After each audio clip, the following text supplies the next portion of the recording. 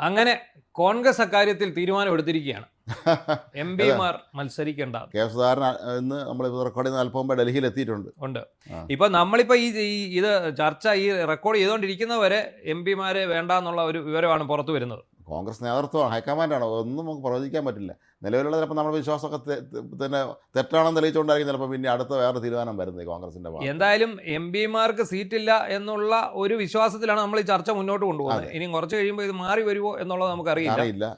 എന്താണെങ്കിലും നിലവിൽ സീറ്റ് ഇല്ല എന്നുള്ള ധാരണ തന്നെ മുന്നോട്ട് ആ ധാരണയിലാണ് ഈ ടോപ്പിക് ചർച്ച ചെയ്തുകൊണ്ടിരിക്കുന്നത്. അതുകൊണ്ട് കുറച്ച് കഴിയുമ്പോൾ എം പി സ്ഥാനം പ്രഖ്യാപിച്ചാൽ, എം പിമാരെ മത്സരിക്കാൻ സമ്മതം നൽകിയാൽ, അതാ ഇന്നലെ തന്നെ 2 എം പിമാരെ നോൺ ലയബിലിറ്റി സർട്ടിഫിക്കറ്റ് വാങ്ങി വെച്ച് കഴിഞ്ഞു. അടൂർ പ്രകാശ് വാങ്ങി വെച്ചു, അതുപോലെ സുധാകരൻ വാങ്ങി വെച്ചു. ഇപ്പോൾ ആ വെള്ളം വാങ്ങി വെക്കേണ്ട അവസ്ഥയിലാണ് രണ്ടുപേരും. സുധാകരൻ കരയുകയാണ്, അദ്ദേഹത്തിന് സീറ്റ് കിട്ടിയേ പറ്റൂ. എന്താണ് പുള്ളിയുടെ ഉദ്ദേശം? മന്ത്രിയാവണം, വെരി സിമ്പിൾ. വെറും മന്ത്രിയാവണം, അതോ മുഖ്യമന്ത്രി? അതാണ്. KPC പ്രസിഡന്റ് ആയിരുന്ന ഒരാൾ മുഖ്യമന്ത്രി സ്ഥാനത്തേക്ക് അവകാശവാദം ഉന്നയിക്കാം. അതിന് ബാക്കി MLA പിന്തുണയ്ക്കണം എന്നുള്ള പ്രശ്നമുണ്ട്. ഇനി അതല്ലെങ്കിൽ പ്രധാനപ്പെട്ട വകുപ്പ് ചോദിക്കാമല്ലോ. അപ്പോൾ ഇതിനകത്ത് ഒരു രസം വരുന്നത് ഓരോരുത്തരും, ഇപ്പോൾ സതീശൻ, സുധാകരൻ, രമേശ് ചെന്നിത്തല, ജി വേണുഗോപാൽ, ഇത്രയും പേർക്ക് അവരുടേതായിട്ടുള്ള MLA-മാരെ ഉണ്ടാക്കുന്ന രീതിയിലുള്ള സീറ്റ് വിഭജനമായിരിക്കും നടക്കാൻ പോകുന്നത്. കോൺഗ്രസ് എല്ലാ കാലം നടക്കുന്ന നേതാക്കന്മാർ അവരുടേതായ കുറേ അണികളെ ഉണ്ടാക്കി വയ്ക്കും, അത് അവരെ MLA-മാരാക്കി വയ്ക്കും. നിർണായക സമയം വരുമ്പോൾ തങ്ങൾക്കൊപ്പം നിൽക്കണം അല്ലെങ്കിൽ വടക്കേൻ്റെ ചെയ്യുമ്പോൾ റിസോർട്ട് കൊണ്ടുപോയി പൂട്ടിയിടേണ്ടി വരും അവരെല്ലാവരും. അതുകൊണ്ട് അപ്പോൾ അത്തരം സീറ്റുകളായിരിക്കും, അത്തരം ആൾക്കാരെ നിർത്താൻ വേണ്ടിയുള്ള ഒരു പട്ടികയുടെ പുറത്താണെന്ന് തോന്നുന്നു. ആണല്ലോ. ഇതിപ്പം കെ സുധാകരൻ മത്സരിക്കുന്നില്ലെങ്കിൽ കണ്ണൂർ ആര് വരും എന്നുള്ളതാണ് ഒരു ചോദ്യം. അല്ലെങ്കിൽ സുധാകരൻ നിർദ്ദേശിക്കുന്ന ആരെങ്കിലും നിർത്തേണ്ടി വരുമോ എന്നുള്ള സംശയം ചർച്ചകളൊക്കെ നടക്കും. അതിന് വേണേ ഹൈക്കമാൻഡ് തയ്യാറായി. പക്ഷേ എങ്കിൽ പോലും കണ്ണൂർ ഇപ്പം നിലവിൽ CPM അല്ലയോ, CPM MLA ഉള്ള സ്ഥലം കണ്ണൂർ കടന്നപ്പള്ളി, കോൺഗ്രസ് LDF തന്നെയാണുള്ളത്. അപ്പം LDF-ന്റെ MLA ഉള്ള ഒരു സ്ഥലമാണ്. പിന്നെ അദ്ദേഹം വീണ്ടും മത്സരിക്കുന്നുണ്ട്. ഇത്തവണ അവിടെ ജയിക്കാൻ ഈസിയാണ്, കാരണം കടന്നപ്പള്ളിക്ക് പ്രായാധിക്യമായി കഴിഞ്ഞു. അദ്ദേഹം അല്ല വേറെ ആൾക്ക് മത്സരിക്കാനും പറ്റും. കണ്ണൂർ എല്ലാ കാലത്തും കോൺഗ്രസിൻ്റെ ഒരു ഉറപ്പുള്ള സീറ്റായിരുന്നു. എന്തിനേറെ 1960 ആർ ശങ്കർ, ഞാൻ പറഞ്ഞിട്ടുള്ള ആർ ശങ്കർ പോയി മത്സരിച്ച് മുഖ്യമന്ത്രി ആയത് കണ്ണൂർ സീറ്റിൽ നിന്നാണ്. അതുപോലെ സുധാകരൻ കണ്ണൂരിൽ നിന്ന് മത്സരിച്ച് ജയിച്ചില്ലേ മന്ത്രിയായിരുന്നു. അത്രേ ഉള്ളൂ. അതെ. അപ്പോൾ സ്വാഭാവികമായിട്ടും കെ സുധാകരൻ ഇല്ലെങ്കിൽ ആര് വരുമെന്നുള്ള ഒരു ചോദ്യം ഉണ്ട് അതിനകത്ത്. അതെ. ഇനി സുധാകരൻ സീറ്റ് നിഷേധിക്കുകയും സുധാകരൻ അടുത്ത സ്റ്റെപ്പ് അങ്ങ് എടുക്കുകയും ചെയ്യുമോ എന്നുള്ള ചോദ്യം കൂടെ വരുന്നുണ്ട്. ഇല്ല, സുധാകരൻ അടുത്ത സ്റ്റെപ്പ് എടുത്താൽ ആ സ്റ്റെപ്പിൽ ഇരിക്കത്തേ ഉള്ളൂ. കാരണം എന്താണെന്ന് ചോദിച്ചാൽ അദ്ദേഹത്തിന് ഇപ്പം പാർട്ടി വിമതനായിട്ട് മത്സരിച്ച പാർട്ടിയിൽ നിന്ന് പുറത്താക്കും, MP സ്ഥാനം നഷ്ടമാവും. അതെ, MP സ്ഥാനം നഷ്ടമാവും. പിന്നെ വിമതനായിട്ട് മത്സരിച്ച് അവിടെ തോക്കുകയും ചെയ്യും.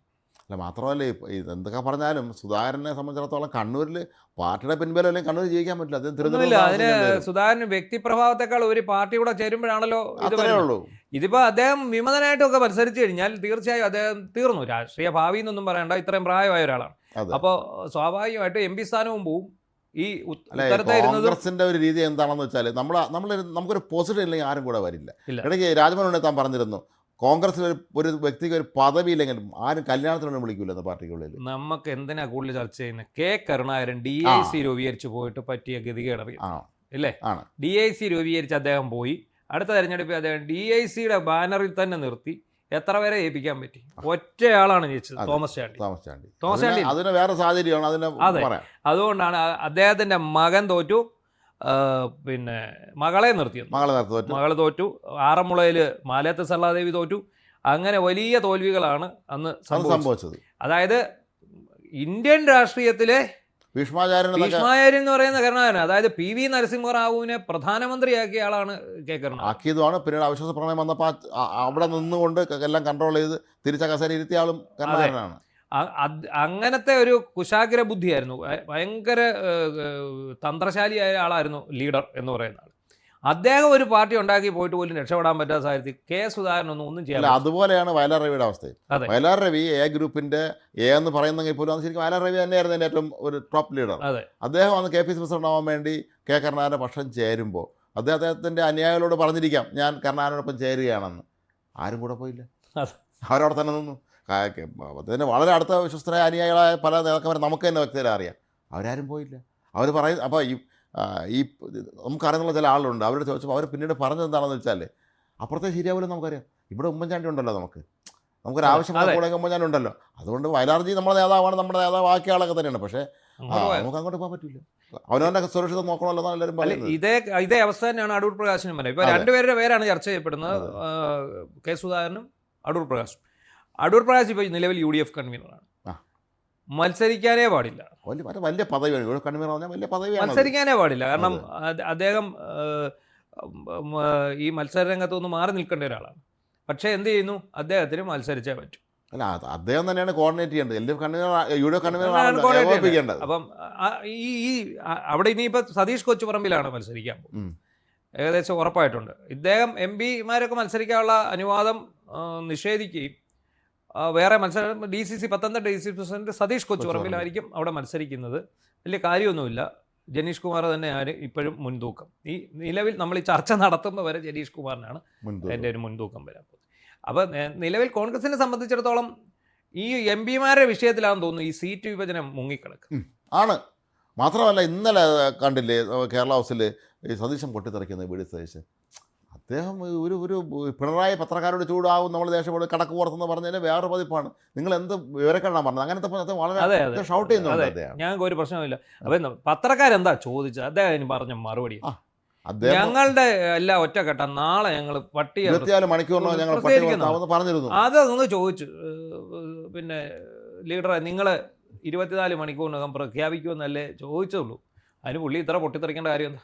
അല്ല ഈ നമ്മൾ പൊതുവെ മാധ്യമപ്രവർത്തകരൊക്കെ എല്ലാവരും പിണറായി കുറ്റം പറയാറുള്ളതാണ്. ഇത് മറ്റൊരു പിണറായി ഇദ്ദേഹം നാളെ മുഖ്യമന്ത്രിയായി മാറുമ്പോൾ സ്വാഭാവികം സംശയിക്കുന്ന രീതിയിലാണ് ഈ ഇന്നത്തെ അദ്ദേഹത്തിന്റെ ഇടപെടിയിൽ അങ്ങനെയായി മാറി. ഈ സമീപകാലത്താണ് തോന്നുന്നു അദ്ദേഹം ഇത്രയും വലിയ. അല്ല, അതിന്റെ ആവശ്യമില്ല കേരള രാഷ്ട്രീയത്തിൽ. അത് ചെന്നിത്തല കൂടെ ഉണ്ടല്ലോ, വളരെ സൗമ്യ സംസാരിക്കുന്നുണ്ട്. ചെന്നിത്തല ചിരിച്ചാണ് ആ രാഷ്ട്രീയ നയതന്ത്രജ്ഞത.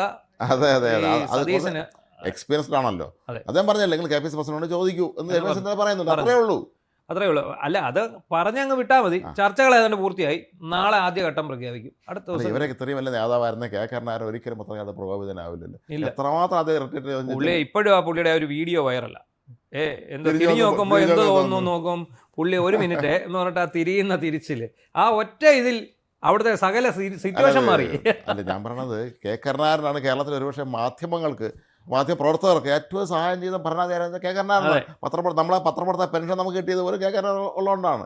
അതാണ് ഈ മാധ്യമപ്രവർത്തകരോട് ചൂടായിട്ട് എന്ത് കാര്യം? മാധ്യമപ്രവർത്തകർ അവരുടെ ജോലി ചെയ്യുന്നു. അവരുടെ ജോലിയാണ് VD സതീശനോട് ചോദിക്കുക. അതായത് പ്രതിപക്ഷം നമ്മൾ ഓരോ കാര്യങ്ങൾ വിളിച്ച് പറയുമ്പോൾ നാളെ അത് തിരിച്ച് ചോദിക്കുമെന്നുള്ള ചിന്ത നമുക്കും വേണം. ഞാൻ വയസ്സാകാരൻ്റെ അടുത്ത് ഞാൻ ഒരു കാര്യം ചെയ്യുമെന്ന് പറഞ്ഞിട്ട് ചെയ്തില്ലെങ്കിൽ വയസ്സാകാരൻ്റെ അടുത്ത് ചോദിക്കും, എന്താ നിങ്ങൾ ചെയ്യുമെന്ന് പറഞ്ഞാൽ നിങ്ങൾ എവിടെ പോയെന്ന് ചോദിച്ചാൽ തിരിച്ച് ഷൗട്ട് ചെയ്യാണ് ചെയ്യേണ്ടത്. അത് ശരിയല്ല. അപ്പോൾ ഈ MP-മാർ മത്സരിക്കുന്നതോടെ ഒരു 8 സീറ്റ് അങ്ങ് മാറി. പിന്നെ ഇതിനകത്തൊരു കാര്യം കൂടെ ഉണ്ട്, ഈ കണ്ണൂരും കോന്നിയൊന്നും കിട്ടുകയില്ല. അങ്ങനെ ഒരു കുഴപ്പമുണ്ട്. ഇപ്പൊ MP-മാർ മത്സരിച്ചാൽ ഇത് കിട്ടും. അതെ, പാലക്കാടും ഈ പറഞ്ഞവരെല്ലാവരും മത്സരിച്ചാൽ കിട്ടും. പാലക്കാടും ഒക്കെ പോകുന്നുണ്ട്. അപ്പോൾ പിന്നെ അതുപോലെ തന്നെ നമ്മൾ ഓർക്കണം, കുറച്ചു പേർക്ക് സീറ്റ് കൊടുക്കേണ്ടതായിട്ടുണ്ടായിരുന്നു. അവരൊന്നും നിലവിലില്ലെന്നാണ് നമ്മുടെ ഒരു ഡോക്ടർ എസ് എസ് ലാലൊക്കെ സത്യത്തിൽ ഒരു ആരോഗ്യമന്ത്രിയായി നമ്മുടെ മന്ത്രിസഭയിൽ വരേണ്ട ആളാണ് അദ്ദേഹം. അത്യാവശ്യം വിവരവും വിദ്യാഭ്യാസവും എല്ലാ കാര്യങ്ങളും ഉള്ള തലത്തിൽ തന്നെ അറിയപ്പെടുന്ന ഡോക്ടറാണ് അദ്ദേഹം. എത്ര രാജ്യങ്ങളിൽ അദ്ദേഹമൊക്കെ ഇപ്പോഴും കോൺഗ്രസ് പാർട്ടി, അദ്ദേഹമൊക്കെ CPM നിന്നിരുന്നെങ്കിൽ ഏത് പൊസിഷനിൽ അതാണ് അതിനകത്ത് ഒരു വ്യത്യാസം. ഇപ്പം SS ലാല് അതുപോലെ യുവജനങ്ങൾക്ക് പ്രാതിനിധ്യം ഒരു കൊടുക്കാതിരിക്കുന്ന വളരെ കഷ്ടമാണ്. അല്ല, അത് എന്താണെന്നറിയാമോ, ഇനി സമയമില്ല. ഇനി അവസാന നിമിഷം ഇനി പുതുമുഖത്തിനെ കൊണ്ടുവരണേക്കാളും നല്ല ഇനി പഴയ ആളെ ഇറക്കാൻ വരാൻ കരുതും. ഈ വയസ്സന്മാർക്ക് കിട്ടൂല എന്ന് പറഞ്ഞിടുന്നവർക്കെല്ലാം ഇപ്പോൾ ലോട്ടറിയാണ്. അതുപോലെ ഉമ്മൻചാണ്ടിയുടെ 2 മക്കളെ കൊണ്ടുവരാം, പക്ഷേ ഇയാൾ വെട്ടി. ചാണ്ടി ഉമ്മൻ അത് വെട്ടി. ചാണ്ടി ഉമ്മൻ പറഞ്ഞു ഒന്നുകിൽ ഞാൻ മാറാം, മറിയെ മത്സരിക്കാം. ഇപ്പോൾ അവസാനം ചാണ്ടി ഉമ്മൻ പറഞ്ഞു മറിയെ മത്സരിപ്പിക്കാൻ പറ്റത്തില്ല. കാരണം ചെങ്ങന്നൂർ പോലൊരു സീറ്റാണ് അവർ നോക്കുന്നത്. ഒരു കാര്യവും ഇല്ല, പേരുദോഷം ഉണ്ടാകാമെന്നുള്ളതല്ലാതെ ജയിക്കാൻ സംഭവിക്കാൻ പാടില്ല. അവിടെയാണ് കുഴപ്പം. അല്ലെങ്കിൽ അയാൾ പറഞ്ഞു, അല്ലെങ്കിൽ പിന്നെ ചാണ്ടിയുമ്പോൾ തന്നെ പറയുന്നത് ഞാൻ പുതുപ്പള്ളി ഒഴിഞ്ഞു തരാം, മത്സരിക്കണം ബന്ധമാണെങ്കിൽ. അത് കൊള്ളാം. കാരണം ഓർമ്മയുണ്ടോ, പണ്ട് കെ കരുണാകരൻ്റെ മക്കളെല്ലാം കൂടെ ഒരുമിച്ച് മത്സരിച്ച് മുരളീധരൻ എല്ലാവരും തോറ്റു. ഇത് അച്ഛനും മക്കളും എല്ലാം കൂടെ മത്സരിക്കാൻ ഇറങ്ങിയാൽ അത് ആദ്യം മനസ്സിലാക്കണം. നമ്മൾ ജനങ്ങളെന്ന് പറയുന്നത് വിഡ്ഢികളാണെന്നാണ് ഇവരുടെയൊക്കെ ഒരു വിചാരം, അല്ലേ? ജനങ്ങളെന്ന് പറയുന്നത് വിഡ്ഢികളാണെന്നാണ്. എന്നാൽ അത് നമ്മൾ മനസ്സിലാക്കണം. ഇതിപ്പം CPM-ലാണെങ്കിലും കോൺഗ്രസ്സിലാണെങ്കിലും കുടുംബാധിപത്യം എന്ന് പറയുന്ന സംഭവം ആൾക്കാർക്ക് താല്പര്യമില്ല, ഇഷ്ടമല്ല. കഴിഞ്ഞ തവണ എന്തുകൊണ്ടാണ് സുരേന്ദ്രൻ മഞ്ചേശ്വരത്ത് തോറ്റത്?